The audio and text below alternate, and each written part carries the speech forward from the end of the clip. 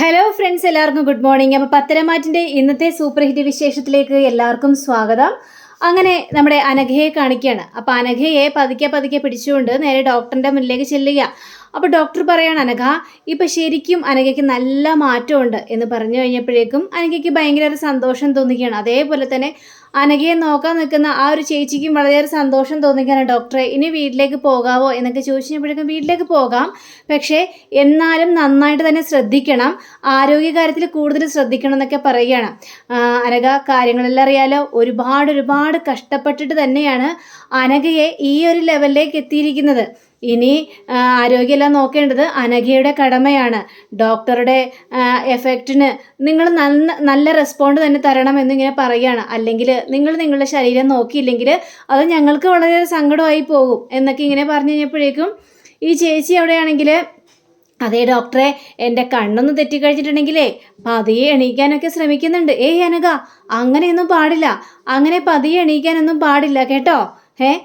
ഇനി അധികം താമസിയാതെ സംസാരിച്ച് തുടങ്ങുമെന്ന് തന്നെയാണ് ഞങ്ങളുടെയും വിശ്വാസം. ആണോ ഡോക്ടറെ, സംസാരിച്ച് തുടങ്ങും അനഘ എന്നിങ്ങനെ ചോദിക്കുമ്പോൾ, തുടങ്ങണമല്ലോ, അതിനല്ലേ ഞങ്ങൾ ഇത്രയും ബുദ്ധിമുട്ടി ഈ കാര്യങ്ങളെല്ലാം ചെയ്തത്.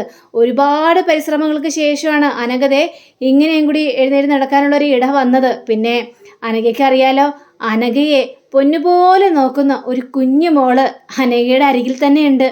അവളുടെ കാര്യം ആലോചിക്കുമ്പോഴേ ഞങ്ങൾക്ക് ഭയങ്കര സന്തോഷമാണ്. ഈ ഹോസ്പിറ്റലിലുള്ള എല്ലാവർക്കും ആ കുഞ്ഞിനെ വളരെയേറെ ഇഷ്ടമാണ് അനഘ. അപ്പോൾ ആ കുഞ്ഞിൻ്റെ കാര്യം കൂടി ഒന്ന് നോക്കണം. ആ കുഞ്ഞിൻ്റെ ഒപ്പം അനഘയ്ക്കിനി ജീവിക്കണ്ടേ, പഴയതുപോലെ ജീവിക്കണ്ടേ? അപ്പോൾ അതിൻ്റെതായ രീതികൾ അനഘ എല്ലാം ചെയ്യണമെന്നും ഡോക്ടർ പറഞ്ഞ് മനസ്സിലാക്കി കൊടുക്കുക. അങ്ങനെ അനഘയെയും കൊണ്ട് നേരെ റൂമിലേക്ക് പോവുകയാണ്. അപ്പോൾ അനഘയെ കിടത്തി നമ്മുടെ കുഞ്ഞുമോളാണെങ്കിൽ അനഘയുടെ അരികിൽ ഇരുന്നിട്ട്, അമ്മയ്ക്കിപ്പോൾ കുഴപ്പമൊന്നുമില്ലല്ലേ, അപ്പം നമുക്ക് വീട്ടിലേക്ക് പോകാമല്ലോ, എൻ്റെ അമ്മ അടിപൊളിയായിട്ട് വരുന്നുണ്ടല്ലോ അല്ലേ അമ്മ എന്നൊക്കെ ഇങ്ങനെ പറഞ്ഞുകൊണ്ട് കൊച്ചിങ്ങനെ ഇരിക്കുമ്പോൾ നമ്മുടെ ചേച്ചി വന്നിട്ട്, അനഘമോളെ ഇപ്പോൾ കാര്യങ്ങളെല്ലാം അറിഞ്ഞല്ലോ, സന്തോഷമായി എനിക്ക്, അനഘയ്ക്ക് നല്ല മാറ്റം ഉണ്ടല്ലോ, ഇനിയെങ്കിലും ശരീരമൊക്കെ ഒന്ന് നോക്കണം കേട്ടോ മോളെ എന്നൊക്കെ ഇങ്ങനെ പറഞ്ഞ് മനസ്സിലാക്കി കൊടുക്കുക. അപ്പോഴാണ് വേറൊരു നേഴ്സ് വന്ന് കുറേ ഇതൊക്കെ ചെയ്തിട്ട് പോകുന്നത്. അപ്പോൾ വേറൊരു നേഴ്സ് ഇഞ്ചക്ഷൻ എടുക്കാൻ വേണ്ടി വന്നപ്പോഴേക്കും ഡോക്ടർ നല്ല റിസൾട്ടാണല്ലോ പറയുന്നത്, അനഘക്ക് നല്ല ഇമ്പ്രൂവ്മെൻ്റ് ഉണ്ടെന്നും പിന്നെ വീട്ടിലേക്ക് പോകാനുള്ള തയ്യാറെടുപ്പായെന്നും ഒന്നൊക്കെ ഡോക്ടർ പറഞ്ഞല്ലോ. കേട്ടതിലേ വളരെയേറെ സന്തോഷമുണ്ട് കേട്ടോ. അപ്പോൾ നമ്മുടെ കുഞ്ഞിങ്ങനെ നോക്കിക്കൊണ്ടിരിക്കുക. അപ്പോൾ അനഘയെ ഇഞ്ചക്ഷൻ എടുക്കാൻ വേണ്ടി സിറിഞ്ചിലിങ്ങനെ മരുന്നൊക്കെ കയറ്റുക. അതിനുശേഷം ആ ഒരു സിറിഞ്ച് കണ്ടുകഴിഞ്ഞപ്പോഴേക്കും ഈ ചന്തുമോൾക്ക് ആകെ പേടി. അങ്ങനെ അനഘയുടെ കയ്യിലേക്ക് ഇഞ്ചക്ഷൻ ഇങ്ങനെ കുത്തി വെക്കാൻ തുടങ്ങിക്കഴിഞ്ഞപ്പോഴേക്കും കൊച്ചു അയ്യോ എന്നും പറഞ്ഞുകൊണ്ട് പേടിച്ച് കണ്ണ് പൊത്തുകയാണ്. അയ്യോ എന്തു പറ്റി? അപ്പോഴേക്കും നോക്കാൻ നിന്ന ചേച്ചി പറയാണ്, അതേ കുഞ്ഞിന് ഇഞ്ചക്ഷൻ സൂചി കാണുന്നത് ഭയങ്കര പേടിയാ, അതുകൊണ്ടാ.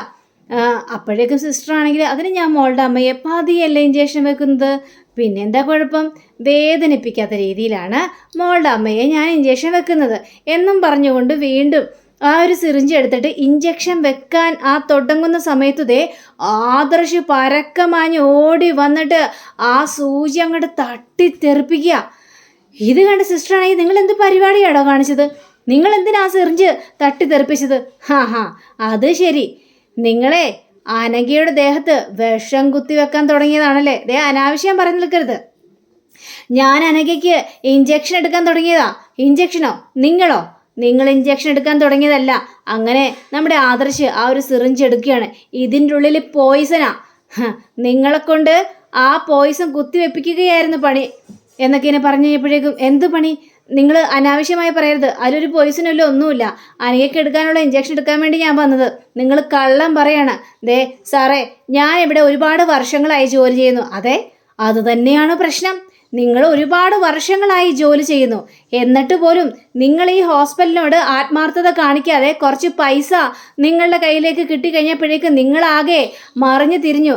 എന്നിട്ട് ഈ പാവപ്പെട്ട സ്ത്രീയെ നിങ്ങൾ കൊല്ലാനായിട്ട് വന്നതല്ലേ എന്നും പറഞ്ഞുകൊണ്ട്. അപ്പോൾ ഇവരിങ്ങനെ സമ്മതിക്കുന്നില്ല. നിങ്ങളെ ഇപ്പം തന്നെ കാണിച്ചു തരാം ഞാൻ, ഇതിൻ്റെ ഉള്ളിലെ പോയിസനാണ്. അങ്ങനെ ചേച്ചി ഇത് കണ്ടു ചേച്ചി, ഇതിൻ്റെ ഉള്ളിൽ പോയിസനാണ്. ഞാൻ ഒരു നിമിഷം വൈകിയിരുന്നെങ്കിൽ അനഘയുടെ ജീവൻ ആപത്തിലായാനായിരുന്നു. അനഘയെ ഇല്ലാതാക്കുക, ഇതാണ് ഇവരുടെ ലക്ഷ്യം എന്നൊക്കെ പറയുക. അപ്പോൾ ഇത് കേട്ട് കഴിഞ്ഞപ്പോഴേക്കും ഇവരാണെങ്കിൽ ആകെ പേടിച്ച്, എൻ്റെ പൊന്നു സാറേ, എന്താ സാറേ കേൾക്കുന്നത്? അതെ, ഒരു നിമിഷം വൈകിയിരുന്നെങ്കിലേ ആകെ പ്രശ്നമായി പോയായിരുന്നു. നിങ്ങളിപ്പോൾ പണി ഒപ്പിച്ച് തരാമെന്നും പറഞ്ഞുകൊണ്ട് ഈ സിറിഞ്ചുമായിട്ട് നമ്മുടെ ആദർശ് ഡോക്ടറെ കാണാനായിട്ട് ചെല്ലുക. ഡോക്ടറോട് കാര്യങ്ങളെല്ലാം പറയുകയാണ്. ഇതെല്ലാം കേട്ട് ഡോക്ടർ ആകെ പേടിച്ച് നിൽക്കുന്നത് ഇതെന്തൊരു സ്ത്രീയാണെന്നൊക്കെ ആലോചിച്ചുണ്ട്. അപ്പോൾ ബാക്കിയുള്ള നേഴ്സുമാരൊക്കെ അവിടെ നിൽക്കുന്നുമുണ്ട്. അപ്പോൾ ഈ നേഴ്സാണെങ്കിൽ ഇങ്ങനെ ഒന്നും പറയാതെ തലയും കുറിച്ച് നിൽക്കുക. അപ്പോൾ വേറെ സിസ്റ്റർ എന്താടി കേട്ടത്, നീ അനഘയ്ക്ക് പോയിസൺ കുത്തിവെക്കാനാണോ ഈ ഇഞ്ചക്ഷൻ കൊണ്ട് പോയത് എന്നൊക്കെ ചോദിക്കുകയാണ്. അപ്പോൾ ഡോക്ടർ എണീറ്റിട്ട് പറയടി, എന്താ അതിൽ യാഥാർത്ഥ്യം? ആദർശ് പറയേണ്ടതൊക്കെ പറഞ്ഞു. ഞങ്ങളിത് റിപ്പോർട്ടിന് കൊടുത്തു കഴിഞ്ഞിട്ടുണ്ടെങ്കിലേ പ്രശ്നമാകും. ആദർശ് പറഞ്ഞ സത്യമാണോ ഇല്ലെന്നൊക്കെ അറിയാൻ പറ്റും. അതുകൊണ്ട് നീ സത്യം പറയുന്നതായിരിക്കും നല്ലത്. സത്യം പറയടി. ഇത് കേട്ട് കഴിഞ്ഞപ്പോഴേക്കും ഈ സിസ്റ്റർ ഒന്നും മിണ്ടാതെ അങ്ങ് നിൽക്കുക. അപ്പോൾ വേറൊരു സിസ്റ്ററിന് കലി വരികയാണ്. ഇവളോട് ചോദിച്ചപ്പോഴും മിണ്ടാതിരിക്കുന്നത് കണ്ടില്ലേ? അപ്പം ഇവള് തെറ്റ് ചെയ്തിട്ടുണ്ടെന്ന് തന്നെയല്ലേ വിചാരിക്കേണ്ടത്? അങ്ങനെ തെറ്റ് ചെയ്തിട്ടില്ലെങ്കിൽ ഇവൾക്ക് പറയാമായിരുന്നല്ലോ കാര്യങ്ങളൊക്കെ. ഒറ്റ അടി കൊടുക്കുകയാണ് ഈ സ്ത്രീയുടെ കാരണം നോക്കിയിട്ട്. നിന്നെ കൊണ്ട് പറയിപ്പിച്ചിട്ട് അടങ്ങളോടെ എന്ന് പറഞ്ഞുകൊണ്ട് ഈ സിസ്റ്ററേയും വലിച്ചഴച്ചുകൊണ്ട് പോവുകയാണ്. അപ്പോഴേക്കും നമ്മുടെ ഈ ഡോക്ടറോട് ആദർശ് പറയുകയാണ്, ഡോക്ടറെ ശരിക്കും കാര്യങ്ങളെല്ലാം നോക്കണം, അല്ലാതെ ഇവിടെ ഉള്ളവരെയൊന്നും വിശ്വസിക്കാനായിട്ട് പറ്റില്ല. എനിക്ക് ഒരു അജ്ഞാത മെസ്സേജ് വന്നു ഡോക്ടറെ, ആ ഒരു പ്രകാരമാണ് ഞാനിങ്ങോട്ട് വന്നത്. പിന്നെ കുറേ റെക്കോർഡുകളും കാര്യങ്ങളെല്ലാം നോക്കിയായിരുന്നു. അപ്പോൾ സംശയം തോന്നിയതിൽ ഇവരുടെ നമ്പറും കോളുകളുമാണ് പോയിരിക്കുന്നത് എന്നൊക്കെ ഇങ്ങനെ പറയുകയാണ് ആദർശ്. ഇത് കഴിഞ്ഞപ്പോഴേക്കും ആദർശേ, ഇതിങ്ങനെ സംഭവിക്കുമെന്ന് ഒരിക്കലും പ്രതീക്ഷിച്ചില്ല. അനഘ ഒന്ന് റിക്കവറായി വരുന്നേയുള്ളൂ. അതെ, അതാണ് എല്ലാവർക്കും പ്രശ്നം. അനഘ റിക്കവറായി വന്നു കഴിഞ്ഞിട്ടുണ്ടെങ്കിൽ പലരുടെയും കള്ളത്തരങ്ങൾ പൊളിയുമെന്ന് അവർക്കൊക്കെ അറിയാം. അതുകൊണ്ട് തന്നെയാണ് ഇങ്ങനെ ചെയ്യാനുള്ള കാരണം എന്നൊക്കെ ഇവിടെ പറയാം. ഇതെല്ലാം കേട്ട് കഴിഞ്ഞപ്പോഴേക്കും ഡോക്ടറും പേടിച്ചു പോവുക. അങ്ങനെ ആദർശ് നേരെ അനഘയുടെ അടുത്തേക്ക് ചെല്ലുകയാണ്. അനഘയുടെ അടുത്ത് ചെന്ന് കഴിഞ്ഞപ്പോഴേക്കും, എൻ്റെ പൊന്നു ചേച്ചി സൂക്ഷിക്കണം, ആരെങ്കിലും എന്തെങ്കിലുമൊക്കെ ഇഞ്ചക്ഷൻ എടുക്കാൻ വരുമ്പോൾ ഒന്ന് അന്വേഷിക്കണം. എന്ത് ഇഞ്ചക്ഷനാണ്, എന്തിനു വേണ്ടിയാണ് ചെയ്യുന്നത് എന്നൊക്കെ ഒന്ന് അന്വേഷിക്കണം. എന്നിട്ട് മാത്രമേ ബാക്കിയുള്ള കാര്യങ്ങൾ ചെയ്യാനായിട്ട് പാടുള്ളൂ, കേട്ടല്ലോ. അപ്പോൾ ഈ കൊച്ച് ഭയങ്കര സങ്കടപ്പെട്ടിരിക്കുക. ചന്തുമോളെ, ചന്തമോള് സങ്കടപ്പെടണ്ട കേട്ടോ അച്ഛ എന്ന് പറഞ്ഞിട്ട് വിളിക്കുകയാണ്. പിന്നെ അല്ലാതെ മോളുടെ അമ്മയ്ക്ക് കൂട്ടായിട്ടേ ഈ അച്ഛനും അതേപോലെ തന്നെ നയനാമ്മയും ഇല്ലേ കൂടെ. അപ്പം പിന്നെ മോളുടെ അമ്മയ്ക്ക് ഒരാപത്തും സംഭവിക്കില്ല, മനസ്സിലായല്ലോ. മോളുടെ അമ്മയ്ക്ക് ആപത്ത് വരാനേ ഞങ്ങൾ രണ്ടുപേരും സമ്മതിക്കത്തില്ല എന്നും പറഞ്ഞുകൊണ്ട് ഇവരവിടെ നിന്ന് പോവുകയാണ്.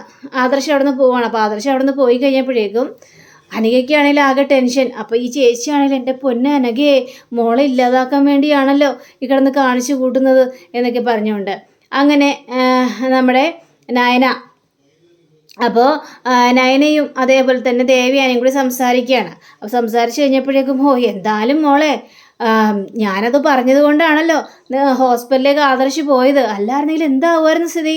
ഞാനാ നവ്യയുടെ വർത്താനം കേട്ടത് കൊണ്ടല്ലേ പോയത്?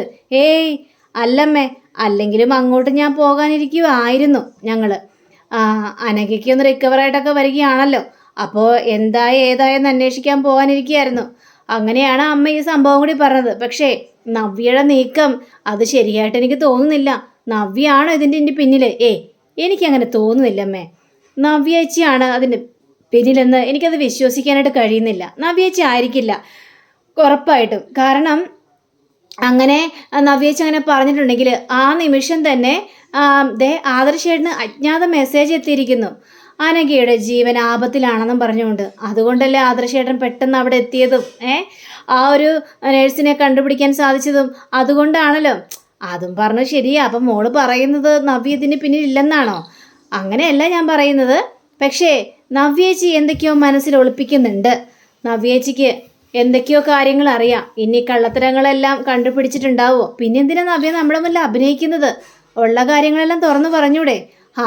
അതാണ് എനിക്ക് മനസ്സിലാവാത്തത്. എന്തുകൊണ്ട് ഉള്ള കാര്യങ്ങൾ തുറന്നു പറയുന്നില്ല? നവ്യേച്ചിക്ക് ചില സ്വഭാവങ്ങളൊക്കെ ഉണ്ട്. ചില കാര്യങ്ങളെല്ലാമേ ആരും അറിയാതെയാണ് നവ്യേച്ചി ചെയ്യുന്നത് എന്നും പറഞ്ഞുകൊണ്ടാണ് നമ്മുടെ നയന അവിടെ സംസാരിക്കുന്നത്. നവ്യയെ നല്ല രീതിയിൽ ഇതിൽ തന്നെ സംസാരിക്കുന്നത്. ഞാൻ പിന്നീട് കാണിക്കുന്ന നമ്മുടെ ആദർശ് നേരെ ഡേവിഡിനെ ഇതിനെ കാണാനായിട്ട് ചിന്തിക്കുകയാണ്. അതായത് ആ CCTV ക്യാമറക്കാരനെ അങ്ങനെ ചെന്ന് കഴിഞ്ഞപ്പോഴേക്കും ഇവനോട് കാര്യങ്ങളെല്ലാം ചോദിച്ചു കഴിഞ്ഞപ്പോഴേക്കും ഏതായാലും ആദർശ് സാറ് പറഞ്ഞതുപോലെ തന്നെ ഞങ്ങൾക്ക് കിട്ടിയിട്ടുണ്ട് കാര്യങ്ങളൊക്കെ എന്നും പറഞ്ഞുകൊണ്ട് ആ ഒരു നമ്പർ കാണിച്ചു കൊടുക്കുകയാണ്. ഇതിലേക്കാണ് നവ്യ എപ്പോഴും വിളിക്കുന്നത്. പിന്നെ ഇതിൻ്റെ ലൊക്കേഷനും കാര്യങ്ങളൊക്കെ ഞാൻ സാറിൻ്റെ ഫോണിലേക്ക് സെൻഡ് ചെയ്തോളാം, കുഴപ്പമൊന്നുമില്ല. പിന്നെ ഈ നവ്യ എന്ന് പറഞ്ഞ പെണ്ണ് വേറെ ആരെയും ഇതിനു മുമ്പ് ഇത്രയും വിളിച്ചിട്ടില്ല. ഈ ഇടക്ക് കോള് പോയിരിക്കുന്നത് മുഴുവനും ഈ ഒരു നമ്പറിലേക്കാണെന്നും പറയുകയാണ്. ഇത് കഴിഞ്ഞപ്പോഴേക്കും ആഹാ അത് കൊള്ളാം, അങ്ങനെയാണെങ്കിൽ ഇത് എത്രയും പെട്ടെന്ന് കണ്ടുപിടിക്കണമല്ലോ. എങ്ങനെയാണ്, എന്താണ്, ഏതാണെന്നൊക്കെ കണ്ടുപിടിച്ചല്ലേ മതിയാവുള്ളൂ എന്നും അവിടെ സംസാരിക്കുകയാണ്. അങ്ങനെ ഈ ഒരു ഡീറ്റെയിൽസും കൊണ്ട് നമ്മുടെ ആദർശ് പുറപ്പെടുകയാണ്. അങ്ങനെ പുറപ്പെട്ട് ആ ഒരു വീടിൻ്റെ മുന്നിലേക്ക് എത്തുക. വീടിൻ്റെ മുന്നിലേക്ക് എത്തിക്കഴിഞ്ഞപ്പോഴേക്കും നവ്യയും നവ്യയുടെ ആ ഒരു അജ്ഞാത മെസ്സേജ് കൂട്ടുകാരിയും കൂടി ഇറങ്ങി വരുന്ന സീനാണ് ആദർശ് കാണുന്നത്. ഇത് കണ്ട ആദർശ് ആകെ ഞെട്ടിപ്പോവാണ്. ആദർശ് ഒരു വീഡിയോ എടുക്കുക. അങ്ങനെ ഇവർ രണ്ടരും കൂടി വേറൊരു കാറിൽ കയറി ഒറ്റ പോക്കാണ്.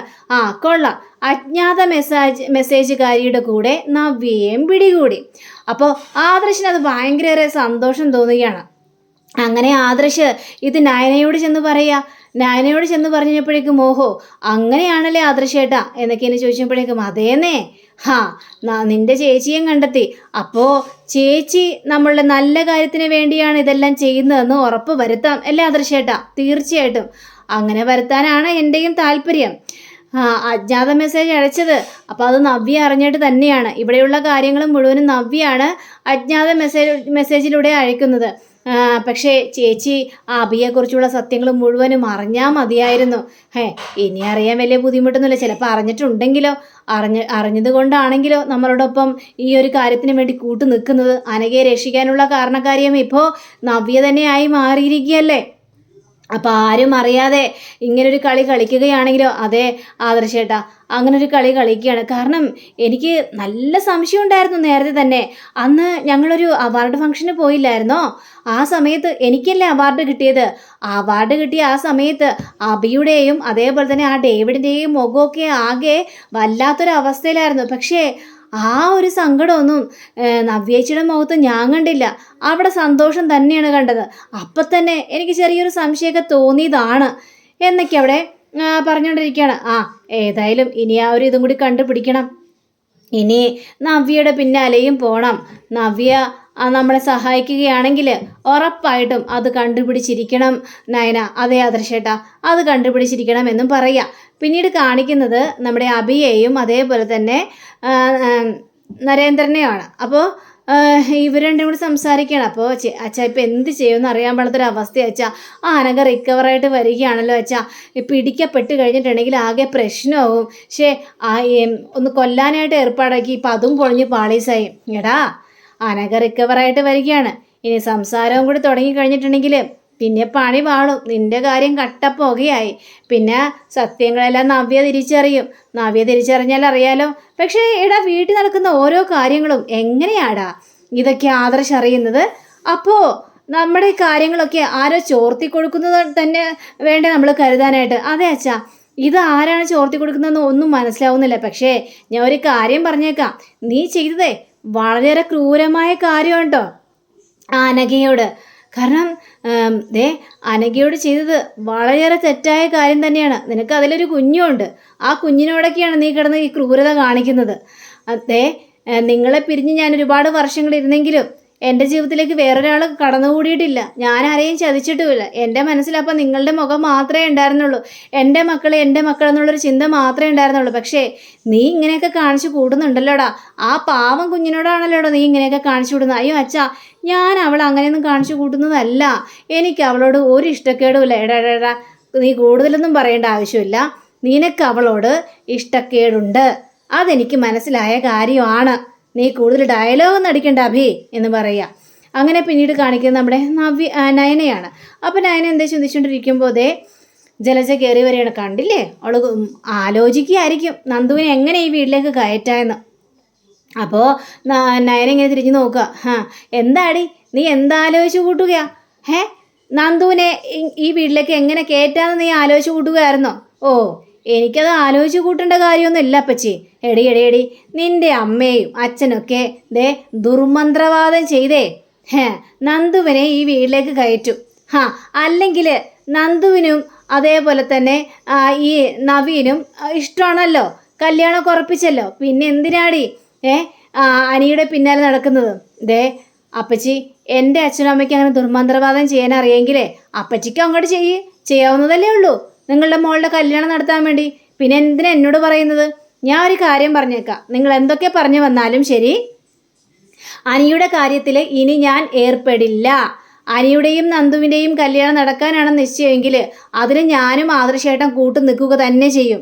അതിന് അപ്പച്ചി വെള്ളം കുടിച്ചിട്ട് ഒരു കാര്യമില്ല എന്ന് നയന പറയാം. അപ്പോൾ അങ്ങനെയും കാണിച്ചുകൊണ്ടാണ് നമ്മുടെ ഇന്നത്തെ റിവ്യൂ ഇവിടെ അവസാനിച്ചിരിക്കുന്നത്.